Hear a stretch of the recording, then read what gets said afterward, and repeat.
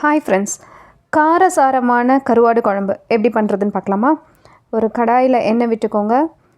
அது கூடவே கொஞ்சம் வெந்தயம், கொஞ்சம் கடுகு ஆட் பண்ணிக்கோங்க. அந்த கடுகு வெந்தயம் நல்லா வெடித்ததுக்கப்புறமா கறிவேப்பிலை, கூடவே ஒரு வெள்ளைப்பூண்டு 10 பல் ஆட் பண்ணிக்கோங்க. ஒரு பெரிய வெங்காயம், நீங்கள் விருப்பப்பட்டிங்கன்னா சின்ன வெங்காயம் கூட ஆட் பண்ணிக்கலாம். 2 பச்சை மிளகா, ஒரு தக்காளி, கூடவே கொஞ்சம் உப்பும் போட்டு நல்லா அதை வதக்கிக்கோங்க.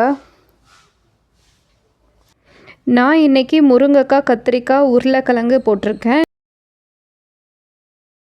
அதெல்லாம் போட்டுட்டு அதையும் நல்லா கொஞ்சம் வதக்கிக்கோங்க.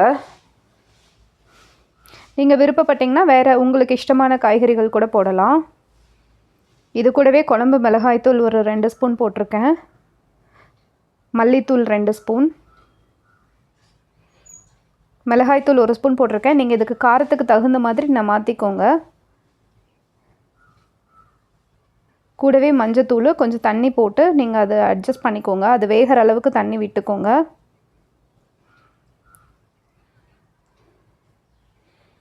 ஒரு 10 மினிட்ஸ் அதை நல்லா வேக விடுங்க. அது வேகிறதுக்குள்ளே நம்ம மசாலா ரெடி பண்ணிக்கலாம். இது ஆப்ஷனல் தான்.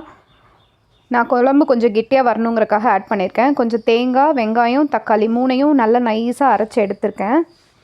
காய் நல்லா வெந்ததுக்கு அப்புறமா அந்த அரைச்சி வச்ச மசாலாவை அதில் ஆட் பண்ணிக்கோங்க. நீங்கள் இல்லை எனக்கு அப்படியே போதும் அப்படின்னு சொன்னிங்கன்னா கொஞ்சம் தண்ணி விட்டு ஆட் பண்ணிங்கனாலே போதும். எனக்கு கொஞ்சம் திக்னஸ் வேணுங்கிறதுக்காக நான் இதை ஆட் பண்ணியிருக்கேன். அரைச்சி விட்ட மசாலாவை நல்லா மிக்ஸ் பண்ணிவிட்டு கொஞ்சம் புளி, லெமன் சைஸ்க்கு ஊற வச்ச புளியோட கரைசலையும் நான் இதில் சேர்த்துருக்கேன். அதெல்லாம் சேர்த்துட்டு நீங்கள் உப்பு செக் பண்ணிக்கோங்க. உங்களுக்கு உப்பு காரம் செக் பண்ணிவிட்டு உங்களுக்கு அது பத்தலைன்னா நீங்கள் ஆட் பண்ணிக்கோங்க. அந்த பச்சை வாசனை போகிற வரைக்கும் நல்லா கொதிக்க வைங்க. கூடவே நல்லா வாஷ் பண்ணி க்ளீன் பண்ணியிருக்கேன் நெத்திலி கருவாடு நான் இன்றைக்கி ஆட் பண்ணியிருக்கேன். நீங்கள் கருவாடு வேறு கருவாடு கூட நீங்கள் ஆட் பண்ணிக்கலாம். அது நல்லா கொதி வந்ததுக்கப்புறமா மல்லித்தலை போட்டு இறக்கிட்டேன். டேஸ்ட் பண்ணிவிட்டு கண்டிப்பாக கமெண்ட் பண்ணுங்கள். தேங்க்யூ.